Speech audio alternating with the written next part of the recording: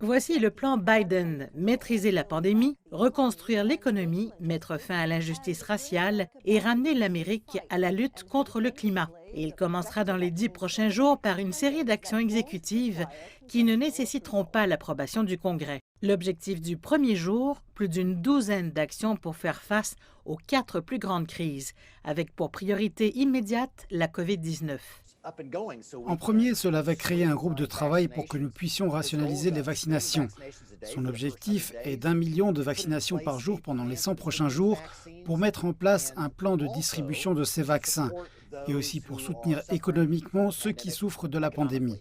Le plan de sauvetage économique de Biden inclut un programme de secours COVID-19 de 1 900 milliards de dollars, ainsi qu'une série de directives ambitieuses pour une reprise économique plus vaste et à plus long terme. Nous nous attendons à des annonces importantes sur les règles du salaire minimum, car il y a à cela un pouvoir fédéral et nous nous attendons, au moins au début, à une série de discussions sur les nouveaux emplois verts, ainsi qu'un important programme d'infrastructures. Nous prévoyons qu'il y aura une aide ciblée d'une assez grande diversité pour empêcher les villes et les États de faire ce qu'ils s'apprêtent à faire, c'est-à-dire de congédier beaucoup de gens parce qu'ils n'ont plus les ressources, ce que vous ne souhaitez évidemment pas en période de ralentissement. Les propositions du nouveau président ont été qualifiées de dynamiques, mais elles ont aussi été critiquées pour ne pas aller assez loin au goût des progressistes. Mais ce que Biden a en sa faveur, c'est l'expérience.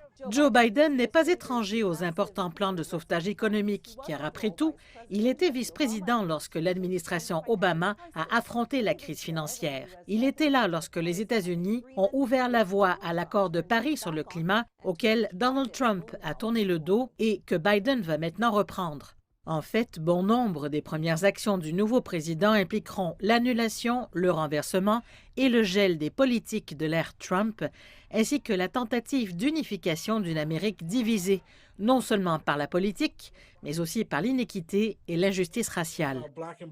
Joe Biden a l'habitude de travailler avec des législateurs de toutes origines pour essayer d'introduire des changements dans la communauté noire. Nous n'avons donc aucune raison de penser qu'il n'ira pas à nouveau dans cette direction. Et puis quand vous regardez les personnes qu'il nomme à son cabinet, cela doit être le cabinet le plus diversifié de l'histoire de notre pays. Et d'entreprendre la tâche la plus colossale qu'une nouvelle présidence ait jamais affrontée. Il ne s'agit pas vraiment d'un plan de 10 jours, mais d'un plan de 1000 jours, ce qui pourrait bien le mener à un deuxième mandat. Alors que parler d'un second mandat peut être prématuré, cette administration a autre chose en sa faveur pour faire avancer l'agenda de Joe Biden avec un Congrès contrôlé par les démocrates.